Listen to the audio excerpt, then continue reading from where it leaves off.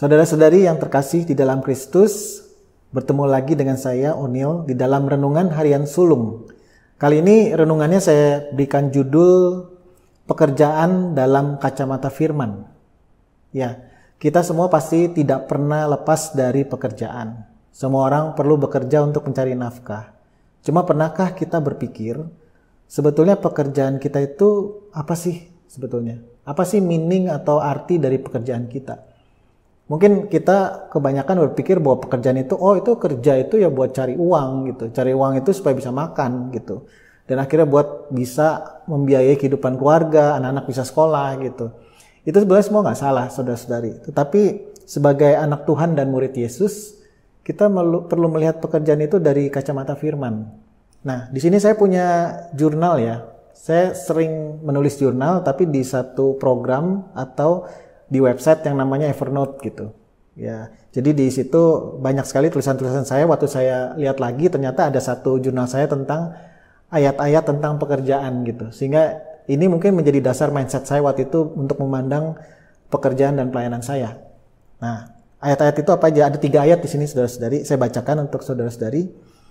Pekerjaan apa saja yang diberikan kepadamu? Dari Kolose 3 ayat 23 sampai 24 ya. Kebetulan ini saya tulis dalam versi BIMK ya, bahasa Indonesia sehari-hari ya. Kolose 3 ayat 23 sampai 24, pekerjaan apa saja yang diberikan kepadamu, hendaklah kalian mengerjakannya dengan sepenuh hati, seolah-olah Tuhanlah yang kalian layani dan bukan hanya manusia. Ingatlah bahwa kalian akan menerima upah dari Tuhan. Apa yang disediakan Tuhan untuk umatnya, itulah yang akan diberikan kepadamu. Sebab majikan yang sebenarnya sedang dilayani oleh kalian adalah Kristus sendiri. Ya, majikan yang sebenarnya yang sedang kita layani di dalam pekerjaan adalah Kristus sendiri. Nah, kemudian ayat berikutnya dari 2 Korintus 10 ayat 18. Sebab orang yang terpuji adalah orang yang dipuji oleh Tuhan, bukan orang yang memuji dirinya sendiri. Kemudian dari Yohanes 2 ayat 24 sampai 25, tetapi Yesus sendiri tidak percaya mereka. Mereka itu orang banyak ya. Sebab ia mengenal semua orang. Tidak perlu orang memberi keterangan kepadanya tentang siapapun, sebab ia sendiri tahu apa yang ada di dalam hati manusia. Nah, jadi dari 3 ayat itu saya menulis sebuah jurnal ya tentang sikap orang Kristen, anak Tuhan, murid Yesus dalam melihat pekerjaan. Nah, ini catatan saya yang pertama. Dalam melakukan apapun, kita perlu berusaha sebisa mungkin. Tetapi hasilnya itu sesuai dengan anugerah Tuhan. Jadi hasilnya itu sesuai dengan yang diizinkan Tuhan. Tetapi bukan untuk dilihat orang banyak atau dipuji sama otoritas. Tapi kita sadar kalau kita melakukannya itu untuk si bos. Bosnya siapa? Bukan manusia, saudara-saudari. Bosnya itu Kristus. Bosnya itu Yesus. Dan kita melakukan pekerjaan kita untuk Yesus. Ya, jadi mindsetnya gimana? Saya tahu kita punya pekerjaan banyak ya. Ada yang jadi pegawai, ada yang punya toko, jadi pemilik toko, ada yang jadi staf toko, ada yang pemilik bisnis, ada yang jadi dokter, atau yang self-employed ya, memperkerjakan dirinya sendiri dengan skill-skill ya, banyak ya, desainer dan lain-lain ya. Jadi semua orang yang mengaku anak Tuhan dan murid Yesus itu harus melihat bahwa bosnya itu Yesus. Ya. Jadi gimana? Kita kerja sama bos manusia ya, benar. Itu bos kita secara kelihatan dan organisasi.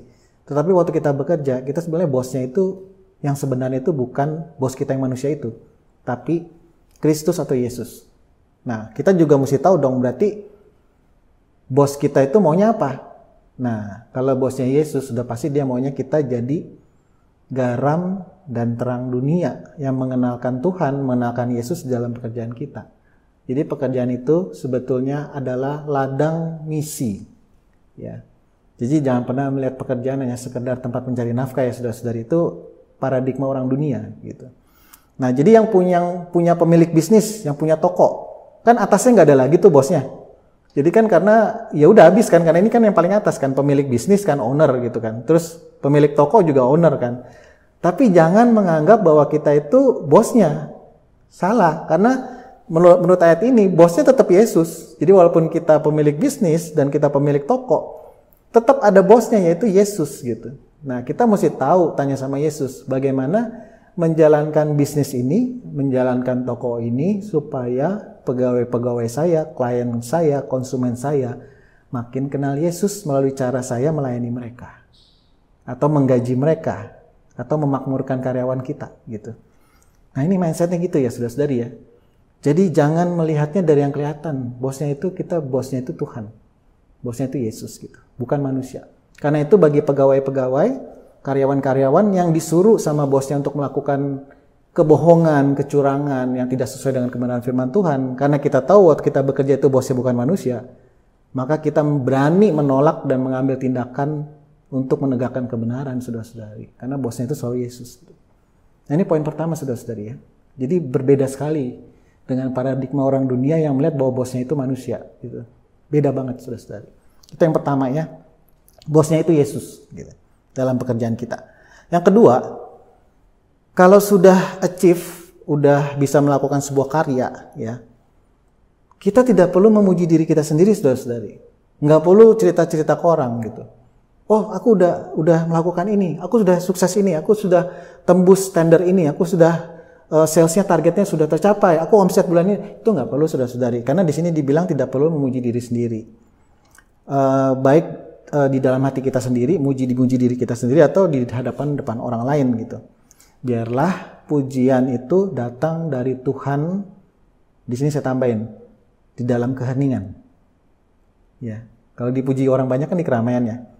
Kalau dipuji Tuhan itu di dalam keheningan, saudara-saudara. Nah, kenapa kita bisa dipuji Tuhan dalam pekerjaan? Tentunya bukan karena omset, saudara-saudari.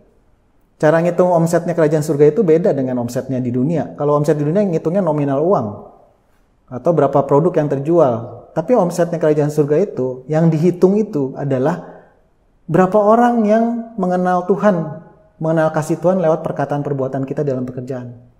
Itu yang dihitung. Beda hitungannya, saudara-saudari. Jadi kalau sampai kita dipuji sama Tuhan, pasti kita sudah menjadi garam dan terang di dalam ladang pekerjaan kita. Sehingga orang itu bisa merasakan kasih lewat apa yang kita kerjakan. Beda banget kan hitungannya kan? Ya. Karena itu janganlah mencari pujian manusia. Janganlah mengejar pujian manusia dan target-target yang mereka tetapkan. Walaupun memang kita harus mengejar target itu di dalam pekerjaan. Tapi targetnya kerajaan surga itu beda. Menjadi garam dan terang dan bermisi di dalam pekerjaan. Itulah sikap anak-anak Tuhan ya. Jadi jangan puji-puji diri sendiri ya. Jangan terlalu bangga akan omset-omset atau target-target. Tapi biarlah kita lakukan apa yang Tuhan mau, jadi garam dan terang. Biarlah Tuhan puji kita di dalam keheningan. Gitu. Nah, yang ketiga, ini tentang Yesus ya, tentang ayat yang tadi Yohanes itu ya. Nah, dikatakan Yesus itu tadi tidak mempercayakan dirinya kepada mereka. Tidak menaruh hatinya itu pada orang banyak dan apa kata orang banyak atau pujian-pujian orang banyak. Jadi Yesus itu kenal banget sifat manusia, saudara-saudari. Mungkin kita waktu kerja itu seringkali mencari penghargaan manusia ya, tanpa sadar ya. Dari natur dosa kita kan, kita bekerja itu supaya dihargai orang tua, dihargai bos, dihargai rekan kerja yang lain gitu, dihargai pasangan kita karena kita sukses melakukan itu. Tapi itu semua pengejaran yang sebetulnya Yesus nggak kejar itu loh. Waktu dia melayani manusia, dia bekerja di antara manusia, dia melakukan mujizat segala macam, itu dia bukan cari pujian manusia. Sama sekali Yesus itu nggak gila pujian. Dia itu cuman pengen, ini aku lagi melakukan apa yang Bapak suruh, bukan lagi cari pujian. Ya, kalau kita jangan cari pujian manusia, kita melakukan pekerjaan kita seperti yang Tuhan suruh. Gitu. Bukan sedang mencari penghargaan gitu. Kenapa? Karena penghargaan manusia itu nggak stabil, saudara-saudara. Kenapa? Ya karena gini, bayangin aja ya, kalau kita prestasinya bagus ya, emang kita dapat penerimaan dari manusia lain tah? Mungkin ada beberapa orang yang terus puji kita, memang ada sih, saudara-saudara. Itu saya akui ada. Orang-orang yang mungkin udah dewasa rohani, dia puji kita karena kita berhasil, ikut seneng karena kita berhasil. Tetapi kebanyakan orang di dalam natur dosanya, itu ada yang iri loh, saudara-saudari. Waktu kita berprestasi dengan sangat baik di dalam pekerjaan. Nah, akhirnya memicu orang untuk berdosa kan waktu itu. Nah kemudian ada juga yang minder karena kita kok hebat banget ya, aku nggak bisa nih, akhirnya jadi minder kan. Akhirnya ada kebodosan lagi dalam diri mereka dan mereka nggak bisa terima kita. Mereka lagi peduli sama dirinya sendiri gitu. Dan kemudian ada juga yang mau dekat-dekat kita cari untung supaya kecipratan kesempatan atau kecipratan uang atau channel. Nah jadi ada motifnya saudara-saudari. Nggak sepolos itu manusia, begitu kita achieve itu semua orang ikut senang akan karya kita. Mungkin ada beberapa tapi beberapa itu jatuh di dalam melihat kita sebagai pesaing, atau melihat kita sebagai terlalu hebat sehingga dia minder, atau mereka ngiri ya saudara-saudari ya. Jadi jangan kejar penerimaan manusia atau menghargai manusia saudara-saudari, karena kita nggak bisa menempatkan hati kita ke mereka. Sama Yesus tidak mempercayakan dirinya atau hatinya itu dari apa kata orang atau pujian orang banyak. Jadi kita perlu ngikut Yesus ya, nggak perlu cari-cari reputasi atau keberhargaan diri kita di depan orang banyak. Biarlah kita menaruh keberhargaan kita dari apa kata Tuhan. Bahwa kita sudah menjadi anaknya yang dikasihinya, kita sudah menjadi muridnya yang berharga, dan itu udah cukup. Ya, saudara-saudari. Itu sikap kita loh, saudara-saudari, sebagai anak Tuhan dan murid Yesus. Nah, kita lihat ya, jadi 3 hal tadi itu, melihat bosnya itu Yesus. Yang kedua itu tidak perlu memuji diri sendiri, karena kita bisa melakukan sesuatu, berprestasi. Yang ketiga itu jangan mempercayakan diri kita dengan pujian-pujian orang banyak. Nah, kenapa? Karena 3 hal ini Yesus melakukan. Yesus itu melakukan, dia lihat bosnya itu Bapaknya yang di surga. Kemudian Yesus itu waktu melakukan pelayanan itu, mengerjakan banyak hal di depan orang banyak, dia tidak memuji dirinya sendiri gitu. Dia cuman berpikir bahwa saya ini harus melakukan pekerjaan Bapak gitu. Biarlah Bapak nanti yang memuji sendiri berdasarkan inisiatifnya Bapak, yang penting saya kerjain dulu, bukan cari pujian. Yang ketiga itu, Yesus itu tidak pernah mempercayakan dirinya pada orang banyak. Ya, dia tahu bahwa orang banyak itu hatinya berdosa dan nggak mungkin bisa terima dia setulus itu gitu. Memuji di pekerjaan dia setulus itu. Banyak yang nggak terima dia. Makanya itu dia nggak pernah sedih kalau ada orang yang mengkritik atau nggak terima pekerjaannya Yesus gitu. Karena hatinya itu dipercayakan, ditaruh dari apa kata Bapa terhadap dirinya. Apa kata Bapa terhadap diri Yesus? Engkau adalah anak yang kukasih dan kepadanya lah aku berkenan. Itu cukup gitu. Ya. Jadi saudara-saudari, kita perlu melihat pekerjaan kita itu dari kacamata firman ya. Nah, jadi karena bosnya Tuhan, jadi lihatnya pekerjaan kita sebagai ladang misi. Ladang di mana kita menjadi garam dan terang. Itu yang Tuhan mau, itu yang Yesus mau buat kita gitu. Jadi waktu kita berelasi dengan orang, cara kita mengatur gaji, cara kita menggaji pegawai, cara kita melayani konsumen, cara kita bersosialisasi dengan rekan kerja kita, coba lihat apakah kasih Yesus itu nyata dalam perkataan dan perbuatan kita gitu. Ya, karena kenapa? Bos kita itu Tuhan Yesus ya.